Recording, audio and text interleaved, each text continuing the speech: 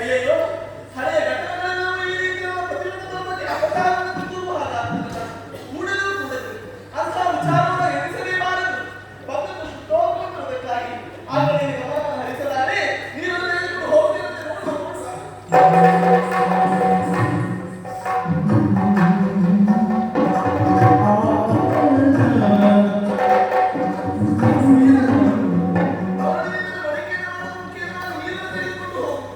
ಮಡಿಗೆ ಸಿದ್ಧವಾಗುತ್ತೆ.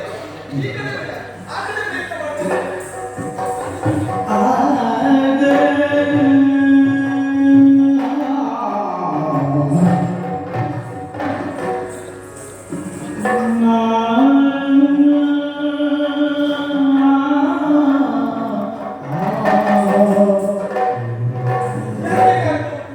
ನನ್ನ ಬದುಕಿನ ಶಕ್ತಿಯಿಂದ ಬಡವೆಯಿಂದ ಬಳಕೆಯನ್ನು ಮಾಡುತ್ತಾ ಇದ್ದೆ.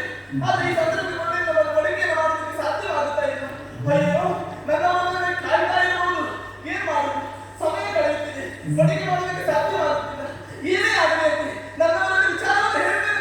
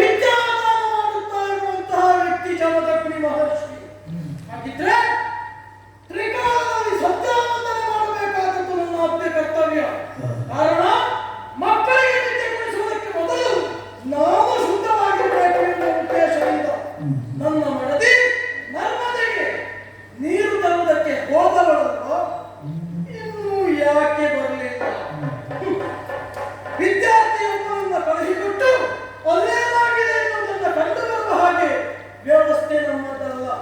ಕಣ್ಣು ಬಿಟ್ಟರೆ ನಮ್ಮ ಪಾಲಿಗೆ ಕಾಣುವುದಕ್ಕಿಂತ ಹೆಚ್ಚಿಗೆ ಕಣ್ಣು ಮುಚ್ಚಿದಾಗಲೇ ನಮ್ಮ ಪಾಲಿಗೆ ತಿಳಿಯುವಂತದ್ದು. ದಿವ್ಯ ದೃಷ್ಟಿಯಿಂದ ಏನಾಗಿದೆ ಎನ್ನುವುದನ್ನು ಗ್ರಹಿಸ್ತೇನೆ. ನೋಡೋಣ, ಏನಾಗಿದೆ ಎನ್ನುವುದನ್ನು ಗ್ರಹಿಸ್ತೇನೆ. ನೋಡೋಣ.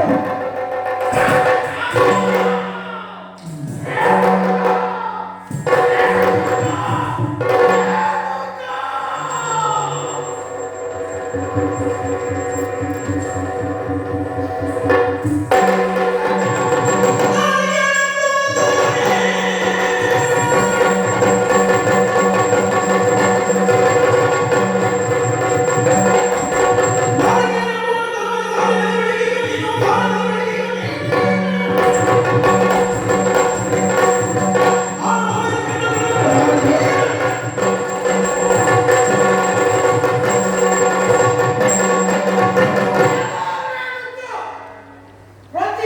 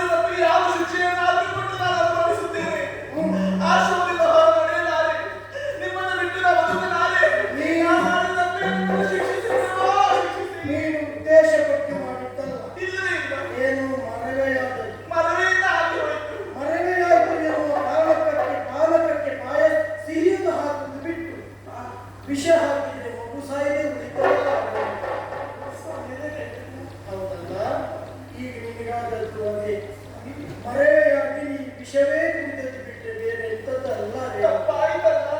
ತುಂಬಿದ ಕೊಡದಲ್ಲಿ ಹಾಲುಂಟು ಎನ್ನುವ ಕಾರಣಕ್ಕಾಗಿ ಒಂದು ಬಿಂದು ಹುಳಿ ಬಿದ್ದರೂ ಹಾಲು ಹಾಳಾಗಿ ಹೋಗುತ್ತದೆ ರೇಣುಕ. ನಿನ್ನ ಪರಿಸ್ಥಿತಿ ಈಗಾದದ್ದು ಹಾಗೇ ರೇಣುಕ. ಆದ್ದರಿಂದ ಈ ಆಶ್ರಮದಲ್ಲಿ ನೀನಿರುವುದಕ್ಕೆ ಎಷ್ಟೇ ಹೇಳಿ ನಾನು ನಿಮ್ಮನ್ನು ಬಿಟ್ಟು ಹೋಗಲಾರೆ.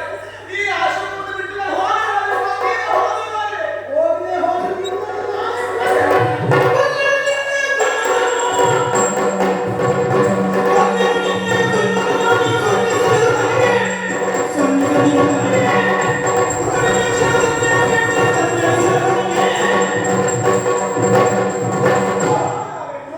ಬುದ್ಧಿಗೆ ಕೈ ಹಾಕುವುದಕ್ಕಿಂತ ಮೊದಲು ನೀ ಹೋಗುವುದಿಲ್ಲ. ಇಲ್ಲ, ನಾನು ಹೋಗಲಾರೆ. ಹೋಗದೆ ಹೋದ್ರೆ ನಿನ್ನ ಹೋಗುತ್ತೇನೆ. ಆ ಹೋಗುತ್ತೇನೆ. ಒಂದು ಬಿಸಾಡ್ತೇನೆ. ಇದಕ್ಕಿಂತ ಸಂತೋಷ ಯಾವುದು? ಈ ದುಃಖದಲ್ಲಿ ನಾನು ಸಂತೋಷವನ್ನು ಅನುಭವಿಸುತ್ತೇನೆ ಸ್ವಾಮಿ. ಯಾವತ್ತು ಯಾವ ಹೆಣ್ಣೆ ಆಗಲಿ ತನ್ನ ಗಂಡನ ಕಣ್ಣ ಮುಂಭಾಗದಲ್ಲಿ ನಾನು ಮುತ್ತೈದೆಯಾಗಿ ಸಾಯಬೇಕು ಎಂದು ಹೋಗಿ ಕನಸನ್ನು ಕಾಣುತ್ತಾಳೆ. ಅಂತ ಸೌಭಾಗ್ಯವನ್ನು ನನ್ನ ಪಾಲಿಗೆ ನೀಡುತ್ತೀನಿ ಅಂತಾನೆ ಸಂತೋಷದಿಂದ ಆ ಸಾವನ್ನು ನಾನು ಸ್ವೀಕರಿಸ್ತೇನೆ. ಕೊಲ್ಲಿ ಕೊಲ್ಲಿ ಸ್ವಾಮಿ, ಕೊಂದು ಗಂಡನ ಕೈಯಿಂದಲೇ ಹೆಣ್ಣು ಸತ್ತರೆ ಹೆಣ್ಣಿಗೆ ಸ್ವರ್ಗ. ವೀರ ಸತ್ಯವನ್ನು ನಾನು ಸೇರ್ತೇನೆ. ನೀನು ಪರಮ ಪಾಪಿ. ಈ ಸ್ವರ್ಗದಲ್ಲಿದ್ದವರಿಗೆ ಮತ್ತೆ ಸ್ಥಾನ ಎಲ್ಲಿ? ಆಮೇಲೆ ನೀನಲ್ಲಿ ಹೋದ್ರೆ ಆಗಲಿಕ್ಕಿಲ್ಲ. ಆದ್ರಿಂದ ನಾವು ನಿನ್ನನ್ನು ಕೊಲ್ಲುವುದಿಲ್ಲ. ಕೊಲ್ಲುವುದಕ್ಕೆ ಜನ ಇದ್ದಾರೆ. 4 ಜನ ಮಕ್ಕಳಿದ್ದಾರೆ. ಮಕ್ಕಳಿಂದಲೇ ನಿನ್ನನ್ನು ಕೊಲ್ಲಿಸಿದ್ರೆ ಮಕ್ಕಳನ್ನು ಕರಿಬೇಡಿ ಸ್ವಾಮಿ. ನಿನಗೆ ಸ್ವರ್ಗ ಸಿಗ್ತದೆ. ಮಕ್ಕಳನ್ನು ಕರಿಬೇಡಿ.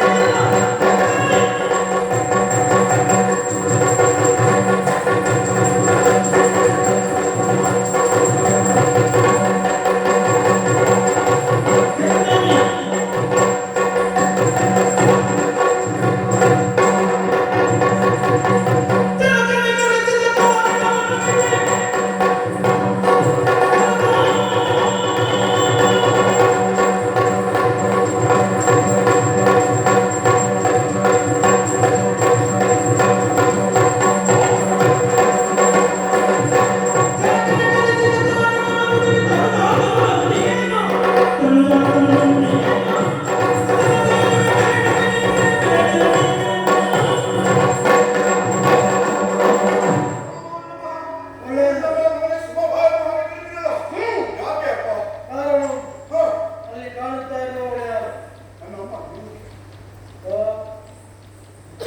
ಗಟ್ಟಿ ಹೇಳಿ.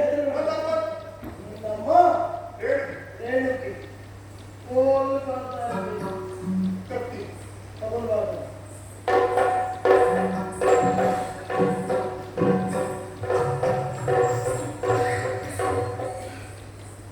ಅವಳು ಯಾರು? ಅಮ್ಮ, ಅವಳ ತಲೆ ಕತ್ತರಿಸಿ. ನನಗೆ ಆಗುವುದಿಲ್ಲ. ಯಾಕಾಗುವುದು? ನನ್ನ ಅಮ್ಮನ ತಲೆ ಕಡಿಯುವ ಅಷ್ಟು ಪಾಪಿಯಲ್ಲ ನಾನು. ಅಂದ್ರೆ ತಲೆ ತೋರಿಸುವ ಅಪ್ಪ ಪಾಪಿಯ? ನಾನು ನನ್ನ ಅಮ್ಮನ ತಲೆಯನ್ನು ಕಡಿಯುವುದಿಲ್ಲ. ತಲೆ ಕಡಿಯುವುದಿಲ್ಲ. ಗೊತ್ತಿಲ್ಲ.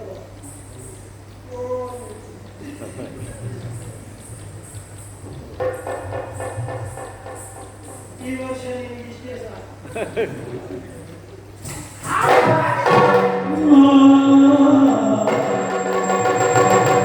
ನಾಲ್ಕು ಮಕ್ಕಳು ಆಶ್ರಮದಲ್ಲಿ ಎಲ್ಲ ಕೂಲಿಗೆ ದಂಡಿಗೆ ಬಿಟ್ರೆ ಯಾರು ನಮ್ಮ ಮಾತನ್ನು ನಡೆಸಿಕೊಡುವವರಿಲ್ಲ. ನಮ್ಮ ಮಾತನ್ನು ನಡೆಸಿಕೊಡುವುದಿದ್ರೆ ಒಬ್ಬನೇ ಒಬ್ಬ ನನ್ನ ಮಗ, ನನ್ನ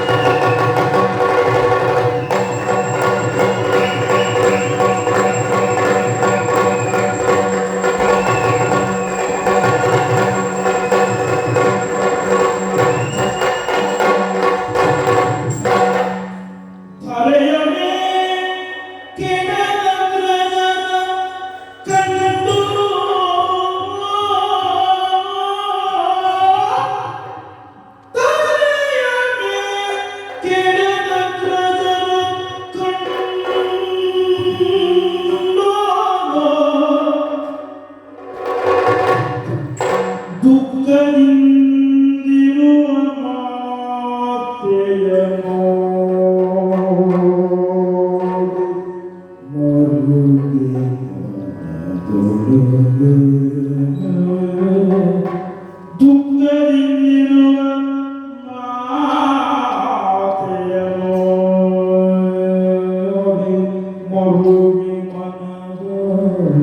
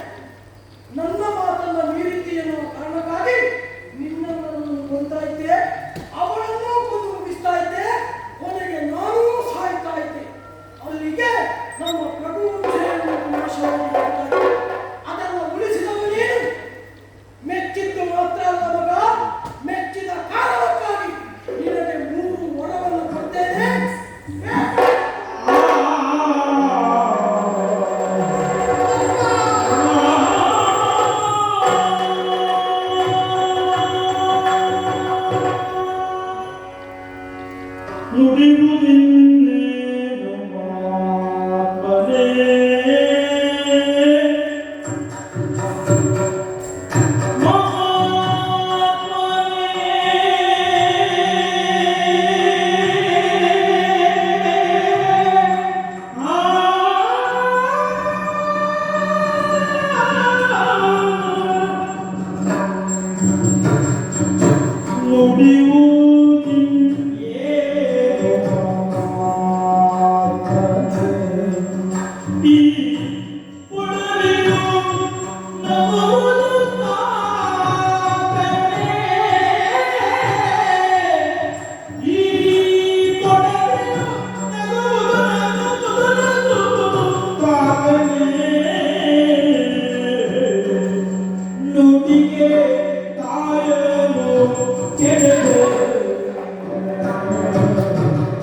ನುಡಿಗೆ ತಾಯರು ಕರು ಬಾಬಾ ಕರು ಬಾಬಾ ಕರು ಬಾಬಾ ಕರು ಬಡನೆ ಬೆಂಗನೆ ಬದುಕಿ ಮುರಿದು ಅಡಿಗೆ ರಚಿತನಂದು ತಾತನೇ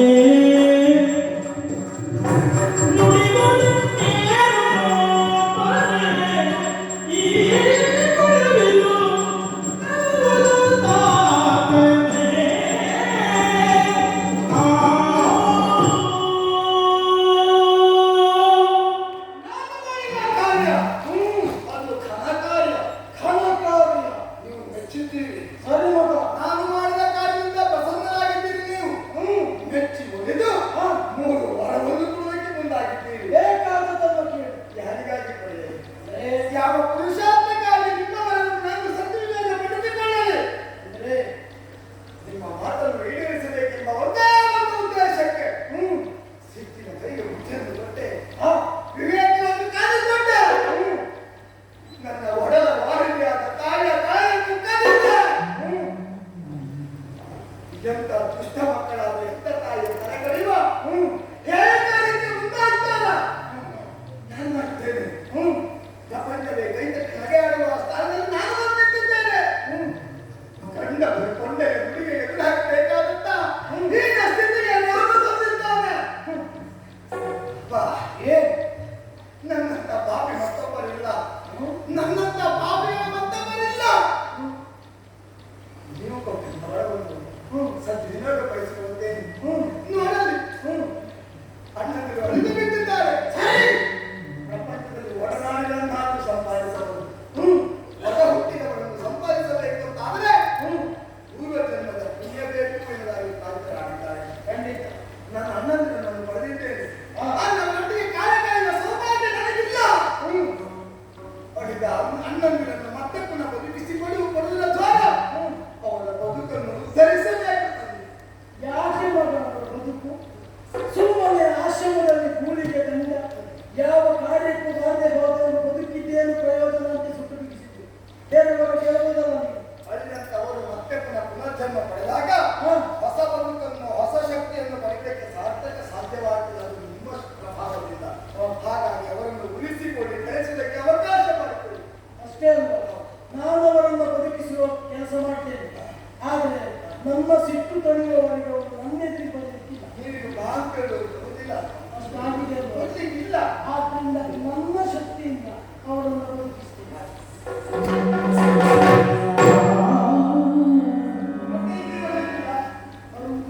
ಮುಂದೆ ಮಾಡಲಿಲ್ಲ ನನ್ನ ಸಿಟ್ಟು ತಡೆಯುವವರಿಗೆ. ಹೌದು ಒಂದೇ ವರಗಳನ್ನು ಸಂದುಕೊಂಡೆ. ಸರಿ ಏನು ಪ್ರಪಂಚದಲ್ಲಿ ಶ್ರೇಷ್ಠ ಸ್ಥಾನದಲ್ಲಿರುವವರು ಯಾರು ಕೇಳಿ ಒಂದೇ ತಾಯಿಯ. ಸರಿ ತಾಯಿಯ ಕೈ ತಂದಿದೆ ತಾಯಿಯ ಮಡಿಯಲ್ಲಿ ಮಲಗಿದೆ ತಾಯಿಯ ಕೈಯನ್ನು ಕಟ್ಟಲಾಗಿಸಿಕೊಂಡು ಮಾಡಿದೆ ಮತ್ತೆ ಕೈ ತುತ್ತು ತಿನ್ನಬೇಕೆಂಬ ಬಗ್ಗೆ ಆಸೆ ಆಗಲ್ಲ. ಖಂಡಿತ ನಾನು ಹೇಗೆ ಕಾರ್ಯ ಮಾಡಿದ್ದೇನೆ. ನನ್ನ ಅಮ್ಮನ ತಾಯಿಯನ್ನು ನಾನು ಕರೆದಿದ್ದೇನೆ. ಹಾಗಾಗಿ ಅವಳಿಗಿರುವ ಅಮ್ಮನ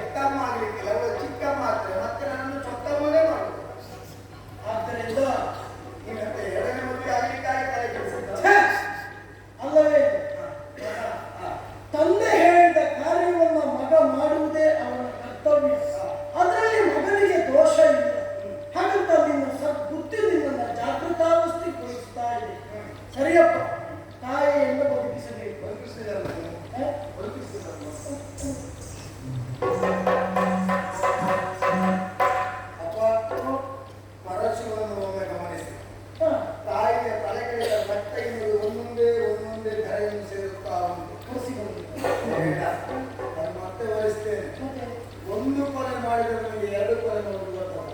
ಅದಾಗಿದ್ದಿಲ್ಲ. ಒಬ್ಬರ ತಲೆ ಕಡಿದವನಿಗೆ ಮತ್ತೊಬ್ಬರ ತಲೆ ಕಡಿಯುವುದು ಗೊತ್ತಲ್ಲ. ಮೊದಲು ಧೈರ್ಯ ಇರುವುದಿಲ್ಲ, ಹಾ. ಒಂದಾದ್ಮೇಲೆ ಧೈರ್ಯ ಬರ್ತದೆ. ನನ್ನಮ್ಮನನ್ನು ಬದುಕಿಸದೆ ಹೋದರೆ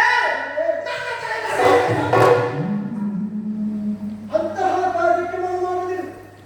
ಆಯುಧೇಕು ತಾನೇ ನಾನು ಅವಳಲ್ಲೇ ಬದುಕಿಸ್ತೇನೆ. ಚಿಕ್ಕಮ್ಮ ಅಲ್ಲ. ಖಂಡಿತ ಅವಳಲ್ಲೇ ಬದುಕಿಸ್ತೇನೆ.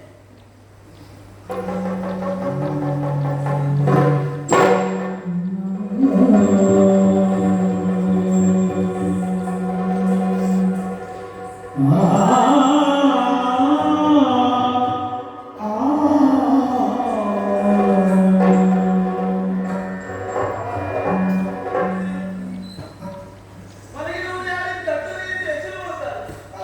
ಒಮ್ಮೆಲೆ ಎಬ್ಬಿಸಲು ಕನಸು ಮುಂದುವರಿಯಿತು. ತಂದೆಯ ಮಾತು ನಿರ್ಣಯಿಸಲು ಸುಖವಾಗಿ ತಾಯಿಯ ತಲೆಯನ್ನು ಕಡಿತು. ಆದರೆ ಅವರ ಮಾತನ್ನೇನು ನೀನು ಈಡೇರಿಸಿಕೊಂಡೆ. ಅದರ ಮೂಲಕವಾಗಿ ಕೆಲವೊಂದು ಪಾಪದ ಹೊರೆಯನ್ನು ಹೊತ್ತು ನಿನ್ನ ಪರಿಮಾರ್ಜನೆಗೆ ಪದ ಅಪ್ಪನೇನು ಸಹೋದರನನ್ನು ಕೊಂದ ಕಾರಣಕ್ಕಾಗಿ ಬಂದು ಹತ್ಯೆ. ತಾಯಿಯನ್ನು ಕೊಂದ ಕಾರಣಕ್ಕಾಗಿ ಮಾತೃ ಹತ್ಯೆ ದೋಷವಿರುವುದರಿಂದ ಹೆಗಲೇ ತೊಳೆದುಕೊಳ್ಳುವುದಕ್ಕೆ ಕಳೆದುಕೊಳ್ಳುವುದಕ್ಕೆ ದಾರಿ ತೋರಿಸಬೇಕಾದ ತಂದೆ ತಾಯಿ ಅವರನ್ನೇ ಅಪ್ಪ ಸರಿ ಹತ್ಯೆ ಎನ್ನುವಂಥದ್ದು ಮಹಾಹೇಯ ಕಾರ್ಯ. ಮಾತ್ರ ಹತ್ಯೆ ಮಾಡಿದವ ನಾನು. ಆ ಪಾಪದ ಲೇಪ ಎನ್ನುವುದು ಎಳೆಯಷ್ಟು ನನ್ನನ್ನು ಸೋಗಿಸಿದ ರೀತಿಯಲ್ಲಿ ಅನುಗ್ರಹಿಸಬೇಕು ಮೂಲವಾಗಿ. ಯಾವುದೇ ಕಾರಣಕ್ಕೂ ದೋಷ ಎನ್ನುವುದು ನಿನ್ನ ಪಾಲಿಗಿಲ್ಲ.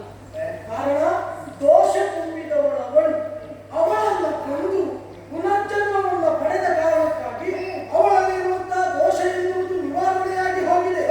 ಈಗ ಅವಳು ಸತ್ಪಾತ್ರಳು. ಆದ್ದರಿಂದ ನಿನ್ನ ಪಾಲಿಗೆ ದೋಷ ಇಲ್ಲ. ಹಾಗಂತ ದೋಷದ ಭಾವದಿಂದ ಉಂಟುಂಟಿದ್ರೆ ತೀರ್ಥಕ್ಷೇತ್ರವನ್ನು ನೀ ಸಂಚಲನೆ ಮಾಡು. ನಿನ್ನದ್ದಾಗಿರುವಂತಹ ಪರಶು ಯಾವ ತೀರ್ಥಕ್ಷೇತ್ರದಲ್ಲಿ ತೇಲ್ತದೋ ಅಲ್ಲಿಗೆ ನಿನ್ನ ಪಾಪ ಎನ್ನುವುದು ಶಮನವಾಯಿತು ಎನ್ನುವ ಹಾಗೆ ಅರ್ಥ. ಧನ್ಯವಾದ. ಹಾಗಂತ ನೀನೇ ಆಡಿದ ಹಾಗೆ ಗಣಪನಲ್ಲಿ ಪರಶುವನ್ನು ಅಭ್ಯಾಸ ಮಾಡುತ್ತಿರುವ ಕಾರಣ ನಿಮ್ಮ ಕರಕ್ಕೆ ಸೆಳೆದು ಬಂದೆ. ಹಾಗಾಗಿ ಇಂದಿನಿಂದ ಮೊದಲುಗೊಂಡು ನೀನು ಹರ್ಕವ ಸಾಗ ಎನ್ನುವಂತಹ ಕೀರ್ತಿಗೆ ಭಾಗ್ಯಸ್ಥರಾದ ಧನ್ಯವಾದ. ಅದಕ್ಕೆ ನಿನ್ನ ಕೊಟ್ಟಂತ ವಿದ್ಯೆಯನ್ನು ನಂಬಿದ ಬಳಿಕ ಮತ್ತೆ ನಿಮ್ಮನ್ನು ಕಾಣ್ತೇನೆ. ಮತ್ತೆ ಹೆಚ್ಚಾದ ತೊಂದರೆ ಬಂತಂತಾದ್ರೆ ಆದ್ರೆ ನಿಮ್ಮ ಪ್ರತೀಕ್ಷೆಯಲ್ಲೇ ಇರ್ತೇವೆ. ಶುಭವಸ್ತು ಶ್ರೇಯಸ್ತು.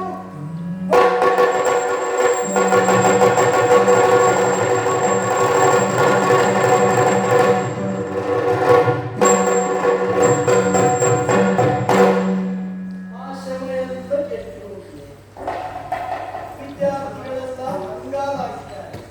ಮನೆಯಲ್ಲಿ ಹೆಂಗಸರಿರುವಾಗ ಈ ರೀತಿಯ ಅವಸ್ಥೆಯ ನಾವು ಬಿಟ್ಟು ಹೇಳುವಾಗ ವ್ಯವಸ್ಥೆ ಮಾಡ್ತಾರೆ.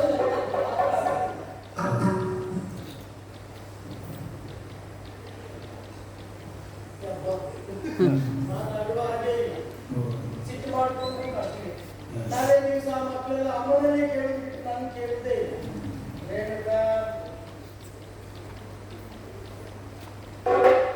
ಇನ್ನು ಹಳೆ ಚಾಲೆ ಹೋಗೇ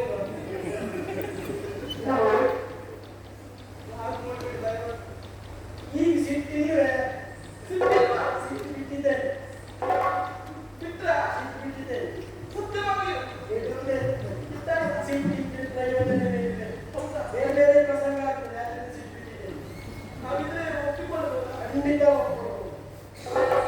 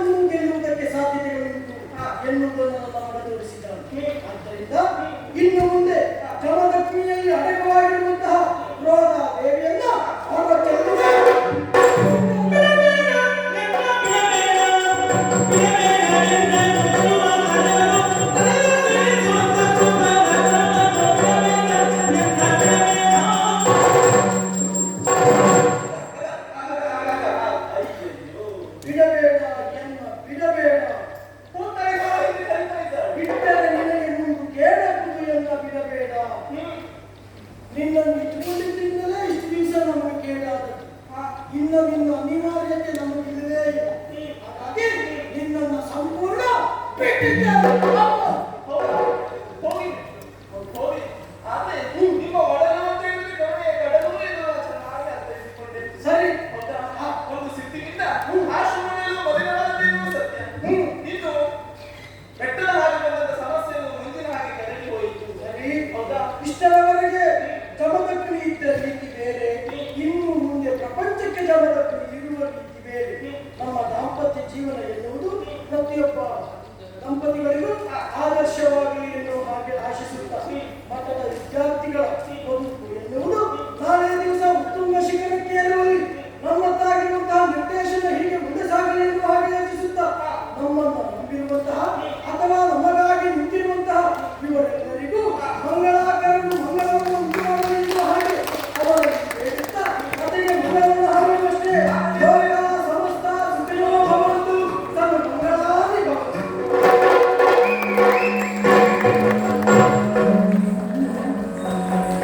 ರಂಗನಾಯಕ ರಾಜೀವಲೋಚನ ತಾಕತನತ